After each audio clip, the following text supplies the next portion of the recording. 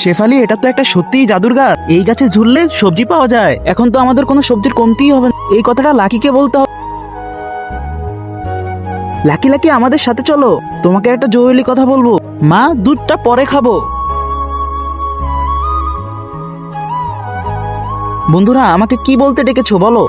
কথাটা হলো, লাকি, এটা একটা জাদুর গাছ। এই গাছে ঝুললে সবজি পাওয়া যায়। কি বলতেছো? আমি এখনই ঝুলে দেখতেছি। আরে তোমরা কি মিথ্যা কথা বলতেছো? আমি তো কোনো সবজি দিলাম না। এটা কিভাবে সম্ভব? একবার তুই ঝুলে দেখ তো। লাকি লাকি, দেখো, শেফালি বেগুন দিয়ে দিয়েছে। এমন হলে তো আমার সবজির টাকাগুলো বেঁচে যায়। শোনো, তোমরা দুজন আমার জন্য আরো সবজি দাও। ঠিক আছে, তুই আমাদের বন্ধু, তোর জন্য এতটুকু করতেই পারি। চল শেফালি, গাছে ঝুলি।